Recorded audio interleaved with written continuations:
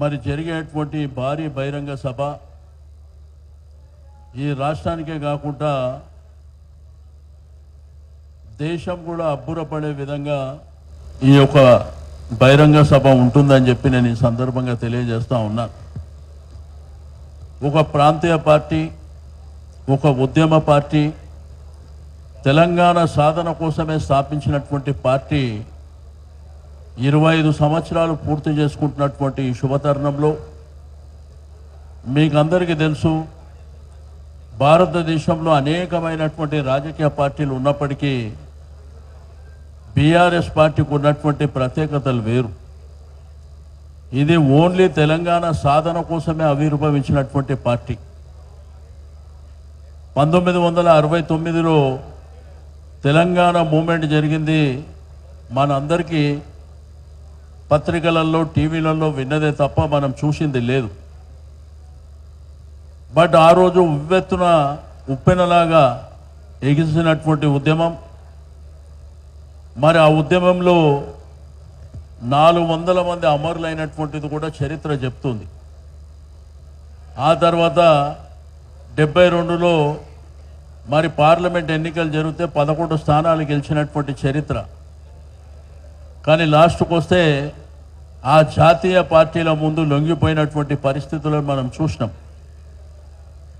ఆ తర్వాత మలిదశ ఉద్యమాన్ని కేసీఆర్ గారు నాయకత్వం వహించి 2001లో తెలంగాణ ఉద్యమాన్ని ప్రారంభించడమే కాకుండా, ఎందుకంటే తెలంగాణ ప్రాంతంలో నీళ్లు లేక, నిధులు లేక, కరెంటు లేక, సంక్షేమ కార్యక్రమాలు లేక, ఉద్యోగాలు లేక ఇబ్బంది పడుతున్నటువంటి సందర్భం.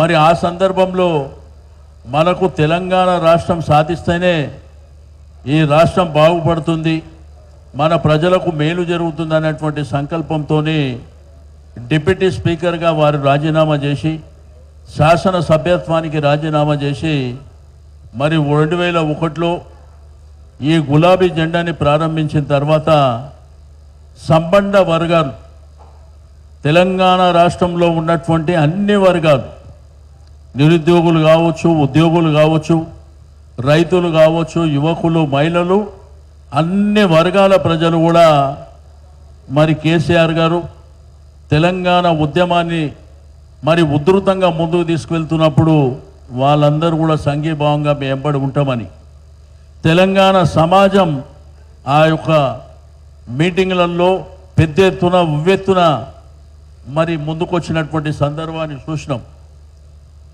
మరి అదేవిధంగా సకల జనుల సమ్మె కూడా మనం చూసినాం.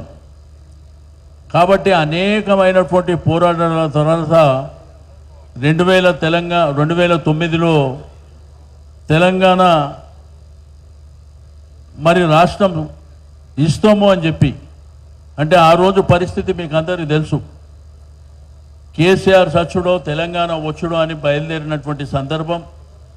అమరణ నిరాహార దీక్షకు మరి వారు వెళ్తున్నటువంటి పరిస్థితుల్లో వారిని అరెస్టు చేసి ఖమ్మం జైలుకు తరలించినటువంటి సందర్భం.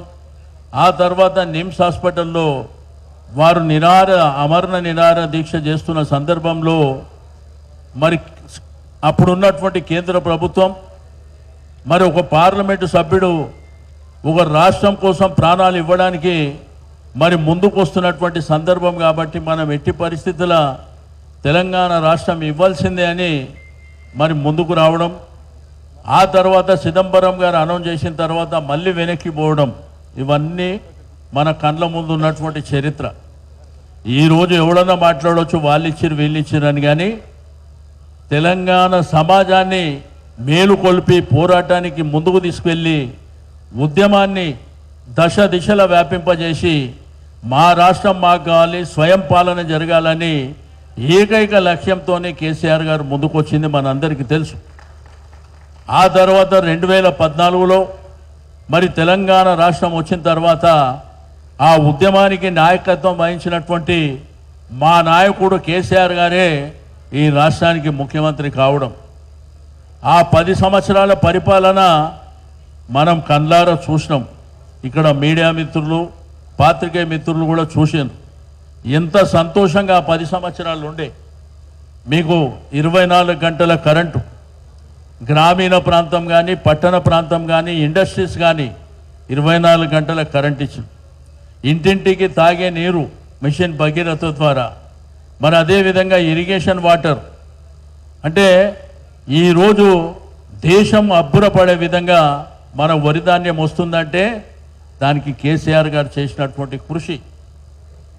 ఈ విధంగా సంక్షేమ కార్యక్రమాలు కూడా ఆ రోజు మేనిఫెస్టోలో పెట్టినటువంటి అనేకమైనటువంటి సంక్షేమ కార్యక్రమాలు, కళ్యాణ లక్ష్మి కావచ్చు, షాదీ ముబారక్ కావచ్చు, కేసీఆర్ కిట్లు కావచ్చు, ఇట్లా చెప్పుకుంటూ పోతే కనీసం ఒక 100 వరకు సంక్షేమ కార్యక్రమాల్ని, రైతు బంధు, రైతు బీమా కూడా మరి కేసీఆర్ గారే తీసుకొచ్చినటువంటిది. అప్పటి వరకు రైతు బంధు అంటే ఈ దేశంలో ఎవరికి తెలియదు, రైతు బీమా అంటే కూడా ఎవరికి తెలియదు.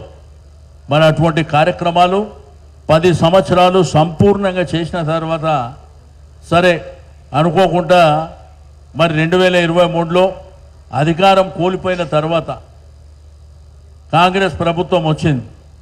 కాంగ్రెస్ ప్రభుత్వం వచ్చినాక ఈ 1.5 సంవత్సరంలో ఏం జరిగిందో ప్రజలందరూ చూసారు.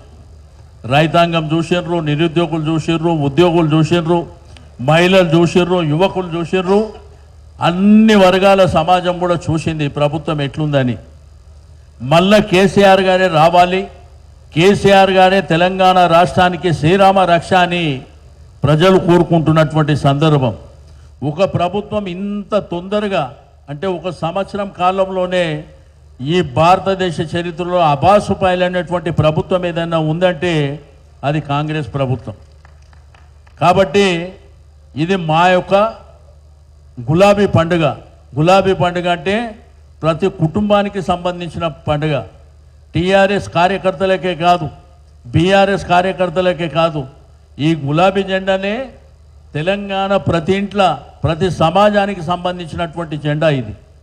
అందరూ కూడా మా పండుగకు మేము వస్తామని ఈ రజతోత్సవ సభలు అంటే 25 వసంతాలు పూర్తి చేసుకుంటున్నటువంటి సభకు మేము కూడా వస్తామని మా నాయకులు అంటే మా గౌరవ శాసనసభ్యులు కావచ్చు, మా శాసన మండలి సభ్యులు కావచ్చు, పార్లమెంట్ సభ్యులు కావచ్చు, గతంలో ఉన్న జెడ్పీటీసీ ఎంపీటీసీలు కావచ్చు, సర్పంచులు కావచ్చు, మా కార్పొరేటర్లు కౌన్సిలర్లు కావచ్చు, మా నాయకులు సీనియర్ నాయకులు, అదేవిధంగా మా పార్టీ ఉద్యమ నాయకులు కావచ్చు, వాళ్ళు ప్రజల దగ్గరికి పోయినప్పుడు ప్రజలు చెప్తుంది మీరు బండి అరేంజ్ చేయండి మేము వస్తామని.